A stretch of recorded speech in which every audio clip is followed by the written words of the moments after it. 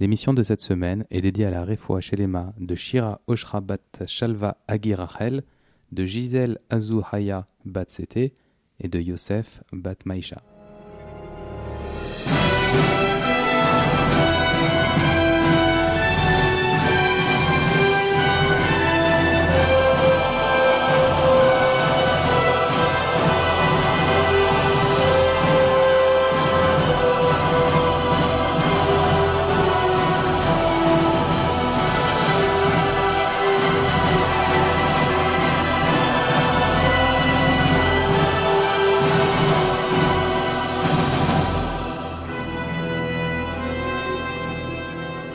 Précédemment, dans Vaera. Envoyés par Hachem, Moshe et Aaron demandent à Pharaon de libérer les Béné Israël de leur esclavage. Il refuse, et 7 plaies s'abattent sur l'Égypte. Le sang, les grenouilles, les poux, les bêtes sauvages, la peste, les ulcères et la grêle. Pharaon semble enfin plier. Bonjour, vous êtes sur rosetdemiel.fr pour la paracha de la semaine avec la paracha Bo. Ici Jonathan Debache. Ce soir, je me retrouve en tête-à-tête avec Olivier Chamoula. Bonsoir Jonathan. Bonsoir, bienvenue à toi. Merci. Bienvenue aux auditeurs. Non, on va pas refaire la course aux bienvenus, ça suffit. Eh bien, nous allons démarrer sans plus attendre. Nous avions donc laissé un pharaon en miettes, réduit à néant ou presque, par de la grêle conjuguée à des flammes, un truc complètement improbable, mais qui ravageait le pays. Et au moment où on les avait laissés, eh bien, il avait demandé à Moshe et à Aaron de prier leur Dieu pour que la plaie s'arrête. Et c'est ce qu'ils ont fait, la plaie s'est arrêtée. Cette semaine, nous allons démarrer par une citation, afin de bien saisir l'essence du texte. Hachem dit à Moshe, « Va chez Pharaon, car j'ai rendu son cœur obstiné, ainsi que le cœur de ses serviteurs, afin de mettre mes signes que voici en son sein, et afin que tu racontes aux oreilles de ton fils et du fils de ton fils que je me suis joué de l'Égypte, et mes signes que j'ai mis parmi eux, et vous saurez que je suis Hachem. » Et donc, nous retrouvons nos deux héros, Moshe et Aaron, qui vont voir Pharaon et lui demandent, donc il lui rapporte ce qu'a dit Hachem, et il lui demande, mais jusqu'à quand est-ce que tu vas refuser de t'humilier devant Hachem ? Accepte, laisse partir le peuple, sinon demain, c'est sauterelle pour tout le monde. Là, il lui annonce la couleur. La plaie des sauterelles va arriver. Ouais. Et ils lui décrivent, alors attention, ils lui disent, elles seront tellement nombreuses qu'on ne verra rien qu'elles. Elles achèveront les récoltes qui ont été épargnées par la grêle. C'est-à-dire que la grêle avait déjà tout ravagé, mais bon, le peu qu'ils avaient réussi à sauver, les sauterelles allaient s'en occuper. Et Hachem dit même au sujet de ces sauterelles que personne en Égypte n'aura jamais vu de telles nuées. Donc historiquement, une telle catastrophe ne se sera jamais produite. Et là, les serviteurs de Pharaon lui disent, mais pourquoi libère les esclaves. Tu te rends pas compte que l'Égypte est perdue. Tu te rends pas compte que c'est trop pour nous qu'on va y passer. Alors Pharaon rappelle Moshe et Aaron et il essaye de négocier. Il leur dit bon, d'accord, allez, je vous laisse et prenez tous les hommes de chez vous, allez faire votre méchoui dans le désert. Sous-entendu, je garde les femmes et les enfants avec moi pour être certain que vous reviendrez. Aaron et Moshe refusent car il s'agit d'une fête et ça pose les bases de ce qu'est une fête chez nous, les Juifs, à savoir que tout le monde participe. Les fêtes, c'est pas simplement un service qui est fait par une ou deux personnes, par les vieux ou par les anciens ou par les hommes. Non. Chez nous, quand on est assujetti au sacrifice, tout le monde est assujetti au sacrifice. Les enfants, les parents, les hommes, les femmes, les jeunes, les vieux, tout le monde participe. Et donc ils refusent. Les sauterelles arrivent, elles dévastent l'Égypte comme on pouvait s'y attendre. Et donc Pharaon craque et il fait revenir Moshe et Aaron. Moshe et Aaron prient Hachem pour qu'il pour qu'il arrête la plaie. Tu sais, on raconte que les Égyptiens se sont dit, ah bah tiens, il y a plein de sauterelles, on va les attraper, on va les mettre dans des pots. Et puis comme ça, quand la plaie s'arrêtera, on aura capturé plein de sauterelles qu'on pourra manger. Eh bien, quand Moshe et Aaron ont prié Hachem pour qu'il renvoie les sauterelles, il a lancé un vent terrible qui a enlevé même les sauterelles qu'ils avaient capturées. C'est bien qu'il me semble que c'est un midrash qui dit que aujourd'hui en Égypte et à l'avenir, il n'y aura plus jamais de sauterelles. Ah Il ouais? me semble qu'au jour d'aujourd'hui, Il n'y a plus de il sauterelles n'y en a pas de Égypte. sauterelles en Égypte. Oui, c'est ça. Et donc Hachem fait se lever un vent très puissant et on dit qu'il noie les sauterelles dans la mer des Joncs. Hachem affermit encore le cœur de Pharaon et il retient les béné Israël. Et Hachem dit à Moshe, étends la main vers le ciel pour faire descendre l'obscurité. Et là, c'est la plaie de l'obscurité qui démarre. Rocher. Rocher. Alors, on décrit cette obscurité non pas comme une absence de lumière, mais comme quelque chose qui absorbe la lumière. C'est-à-dire que même si quelqu'un possédait une source de lumière avec lui, eh bien cette lumière était complètement absorbée par Ça ne marchait l'obscurité. pas. Ça ne pouvait pas fonctionner. Et on dit qu'un homme ne pouvait pas voir son frère à côté de lui. Les Égyptiens étaient dans la pénombre la plus totale et ils n'avaient aucun moyen de s'en sortir. Et de distinguer quoi que ce soit. Absolument. Et à tel point qu'on dit que la plaie s'est divisée en plusieurs parties, puisqu'on dit que la plaie a duré 3 jours. Et alors, il y a un commentaire qui explique qu'il y a eu 3 jours pendant lesquels il y a eu une obscurité, et après, il y a eu 3 jours pendant lesquels l'obscurité était palpable. C'est-à-dire que là, elle est devenue tellement épaisse qu'il ne pouvait même plus bouger. Celui qui était assis, il restait assis, et celui qui était debout, il restait debout. Ils ont perdu tout leur sens dans cette plaie. Ils sont restés bloqués. Et bien sûr, dans les maisons des Béné Israël et autour des Béné Israël, par contre, là, il y avait de la lumière. Ils baignaient dans la lumière. Et on raconte que cette plaie, en fait, elle avait deux objectifs. Le premier, bien sûr, c'était de faire craquer Pharaon.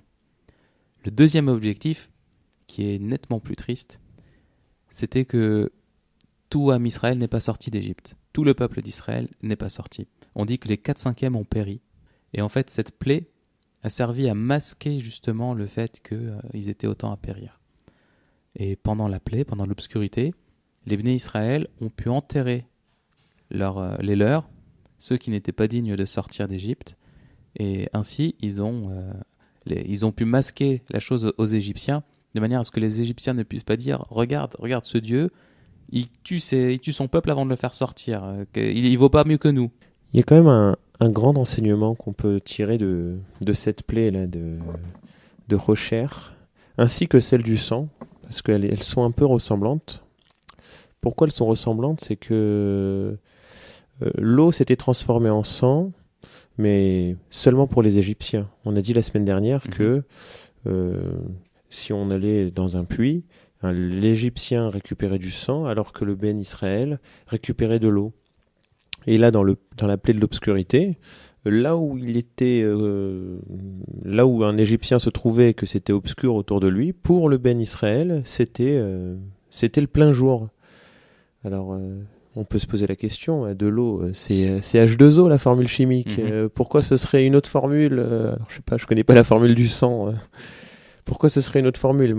En fait, ce qu'il faut comprendre, c'est que l'eau apparaît comme étant de l'eau parce que c'est Hachem qui veut ça pour chaque personne. Et ce qu'on remarque, enfin quand je remarque de l'eau, ça apparaît comme étant de l'eau parce que Hachem a fait la chose ainsi. Et s'il décide que ce soit autrement, c'est autrement. Et donc quand on voit quelque chose, quand on voit un événement naturel ça nous paraît simplement naturel, mais tout est un miracle. Tout est miracle. Ce que tu dis, c'est que en fait, notre perception dépend directement de ce qu'Hachem décide qu'on doit percevoir. Exactement. C'est le maître du monde, après tout, il fait ce qu'il veut. C'est ça. Je te rejoins complètement. Alors Pharaon convoque Moshe, il lui dit allez servir Dieu. Prenez vos enfants avec vous, par contre vous laissez le bétail.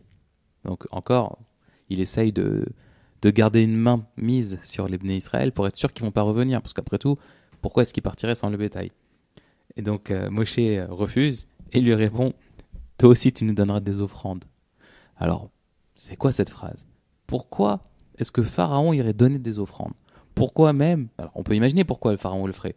Il a été tellement cassé qu'il décide de demander pardon à Dieu et de participer à la mitzvah. Mais Moshe, c'est pas ça qu'il voulait. Il voulait pas donner cette rédemption à Pharaon, Hachem non plus. Mais le fait de le demander, ça va le pousser à bout.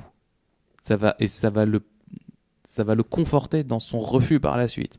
Ça va vraiment montrer que jusqu'au bout, il va dire non. Et donc ça loupe pas, le cœur de Pharaon se durcit encore, et il les renvoie.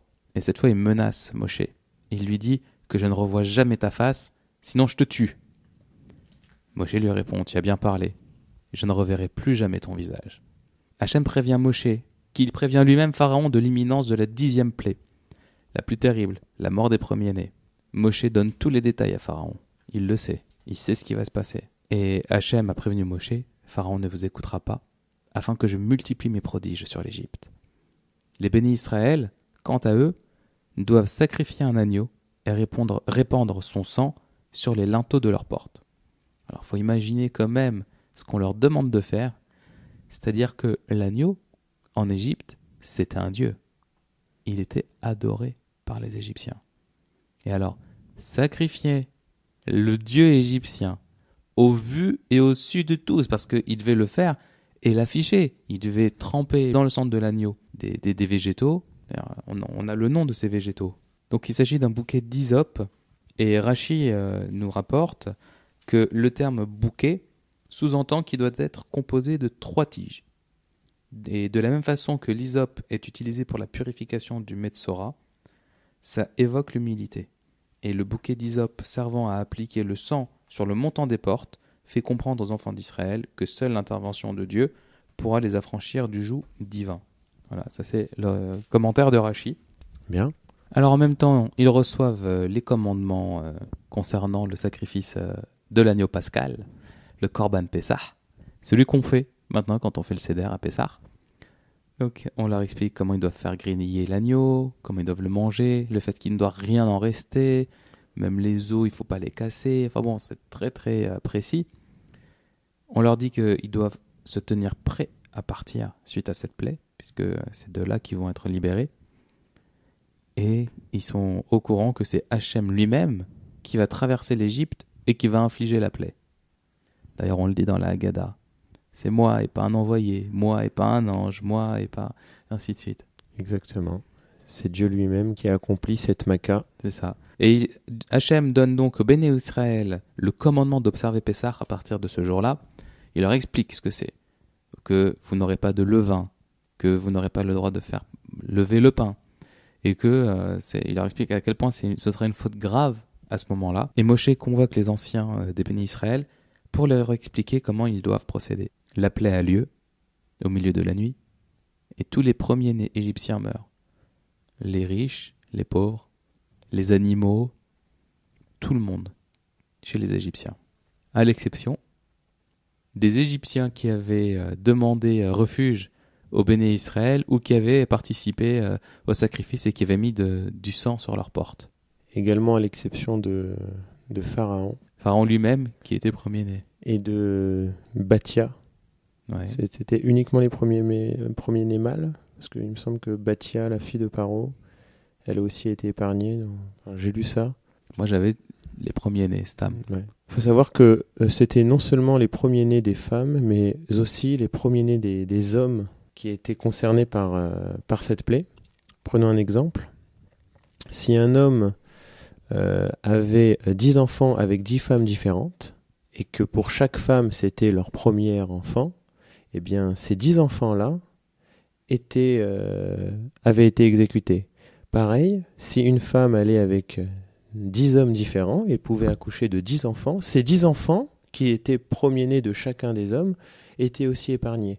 Si bien que dans les maisons égyptiennes, il n'y avait pas qu'un seul enfant mort, mais parfois plusieurs. Parce qu'il faut savoir qu'en Égypte, les hommes trompaient leurs femmes, les femmes trompaient leurs maris, et ce qui fait qu'il y avait plusieurs premiers-nés dans les maisons, et ça s'est vraiment dévoilé lors de Makat Bechorot.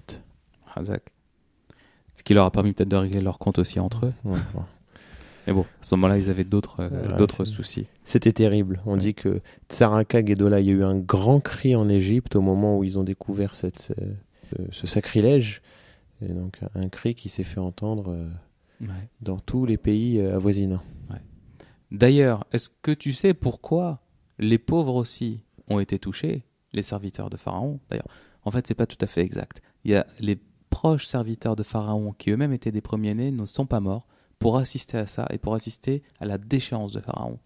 Mais comment se fait-il que même les esclaves de Pharaon les premiers-nés sont morts. On peut se poser la question, après tout, c'est pas eux les responsables. Ils ne faisaient que suivre les ordres, tu me diras. Oui, bon, ça, après, Bah, on a... Eh bien, d'une manière générale, tous les Égyptiens s'étaient montrés cruels, d'une part. Et d'autre part, il fallait que la plaie touche tout le monde, parce que sinon ils auraient pu dire que c'était la force de Pharaon, que c'était leur propre chose. Ils auraient pu remettre en question les événements qui s'étaient passés. Et donc c'est pour ça que tout le monde a été touché. Maintenant, les animaux. Pourquoi les animaux ?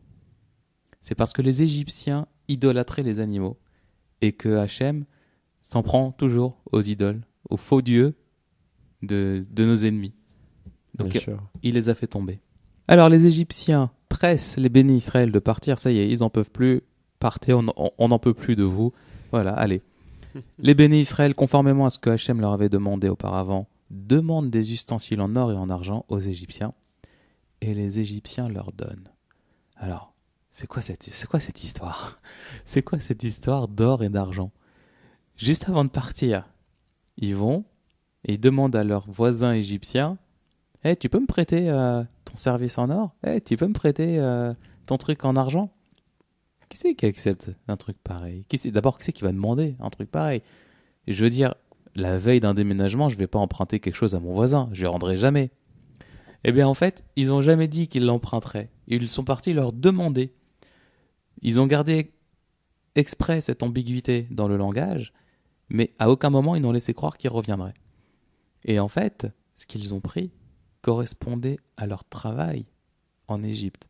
Donc tout cet argent, tout cet or qu'ils ont pris avec eux, Ils le méritaient. ils le méritaient, c'était leur salaire pour ces 400 ans d'esclavage. Alors c'est pas 400 ans d'esclavage, ils ont passé 400 ans en Égypte, mais c'était pas 400 ans d'esclavage. Mais bon, on n'est plus à ça près, j'ai envie de dire. Bien sûr. Et puis ça devait correspondre aussi à la promesse que Hachem avait fait à Abraham, que pendant 400 ans, il serait asservi en Égypte et qu'il ressortirait avec une grande fortune.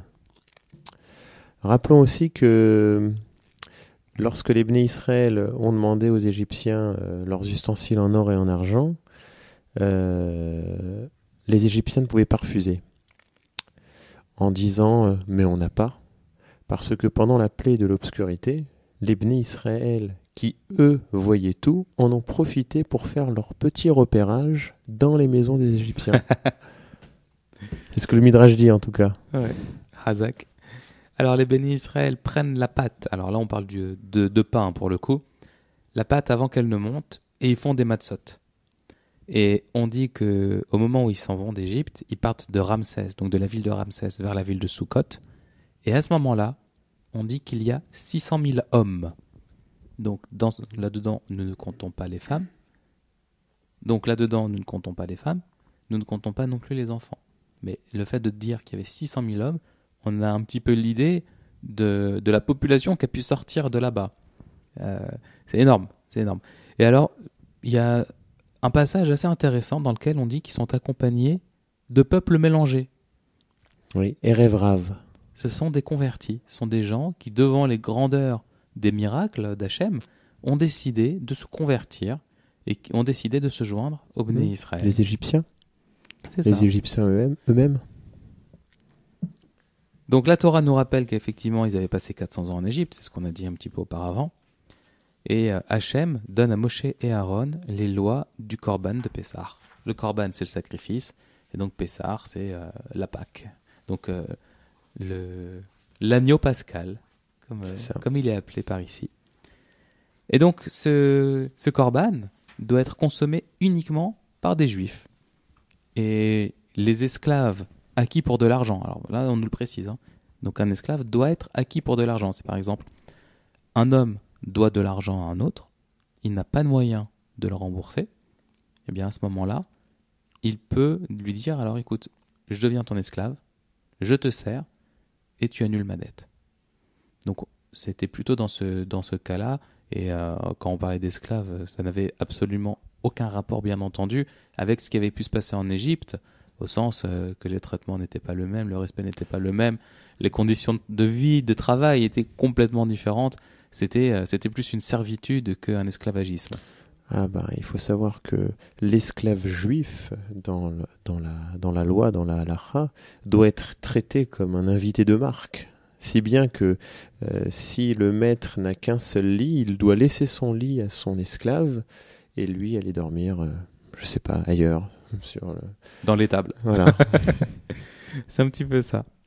Et alors, donc là, on est en train de parler du cas où l'esclave en question n'était pas juif. D'accord? Donc, c'est un goy qui s'est vendu en tant que juif à un esclave, en tant qu'esclave à un juif, pardon. Bien. Et donc, ils devront être circoncis, ces esclaves-là, et en manger. C'est comme ça que ça marche. Et Hachem demande à Moshe, il lui dit, consacre-moi tous les premiers-nés. Alors là, je vous rassure, on n'est pas en train de parler de sacrifice rituel. Là, on est en train de parler de service de Dieu. C'est-à-dire que le premier-né de chaque homme, de chaque animal, devait être consacré au service de Dieu. Donc il rentrait dans les ordres, on peut dire ça comme ça, au service du Kohen Gadol qui venait le chercher. Donc le Kohen venait chercher l'enfant, venait chercher l'animal, et cet animal, cet enfant, passerait toute sa vie au service d'Hachem. Et d'ailleurs, il y a une tradition qui veut que lorsque un homme a un premier-né, alors ça concerne uniquement les hommes, lorsqu'un homme a un premier-né mâle, le Kohen assiste à la Seudat Kohen et le papa rachète son enfant au Kohen, puisque l'enfant devrait passer toute sa vie auprès du Kohen, eh bien il le rachète pour un montant qui est réévalué fréquemment. Alors, quand tu dis homme, c'est être humain, parce que il me semble que dans la halakha, c'est le premier-né de la femme, celui qui a ouvert la matrice. Tu as raison, mais ça concerne uniquement les mâles. Oui. Tu as raison de préciser. Oui. Le premier-né homme oui, de la femme. De la femme, c'est bien ça. Bien. Ce qu'on appelle le Pidyon Ben, cette cérémonie, c'est ça. Le rachat du premier-né Ben, fils. C'est ça. Donc, nous en étions au moment où nous expliquions comment ça se passait. Alors, j'ai lu un très très beau commentaire à ce sujet qui expliquait que si on réfléchit réellement, en tant que Ben Israël, tu assistes à tous ces miracles. Ton premier-né, t'as pas envie qu'il serve Hachem ? Pourquoi est-ce que je vais le faire descendre de la vie pleine de sainteté qu'il attend au service de Dieu pour le garder avec moi, pour qu'il fasse sa vie de tous les jours, de Ben Israël normal ? Et donc en fait, l'explication elle est magnifique. Elle te dit que c'est pas comme ça que ça marche. Chez nous, on l'a expliqué la dernière fois, la matérialité et la spiritualité sont indissociables. Quelqu'un, dans tout ce qu'il va faire, il faut qu'il mette de la sainteté. Et donc, dans la matérialité de la vie à venir de son enfant, il demande à ce que tout soit rempli de sainteté, à ce que tout ce qu'il va accomplir dans ce monde soit empreint de sainteté et que tous ses actes soient des actes pour servir Hachem, même s'il n'est pas que à son service, parce qu'après tout, tout le monde peut comprendre qu'on préfère avoir son petit fiston à côté de soi que loin et pas le voir grandir. Surtout que c'est le premier. L'idée, c'est que l'attention soit spirituelle. C'est ça. C'est exactement ça. Moshe parle aux béné Israël pour leur donner les lois de Pessah et leur annoncer qu'Hachem va les faire rentrer en Israël. Et la paracha termine avec la description des tefilines, quand on nous dit « et tu les mettras sur ton bras et sur ton front ». On a à ce moment-là la description des tefilines. Razak. Et la semaine prochaine, nous allons continuer avec Béchalar et le passage tellement connu, historique, de la traversée de la mer Rouge. Et là, je peux vous dire que vous n'êtes pas au bout de vos surprises. Il y a tellement de choses qui ont été dites là-dessus et qui sont pas fausses, mais inexactes, que voilà, je trouve même plus mes mots. On va tous en découvrir un petit peu au moins. Ouais. Et on vous donne rendez-vous la semaine prochaine avec des invités. Voilà, j'annonce, il y aura des invités la semaine prochaine. Shavua Tov, à très bientôt. À bientôt.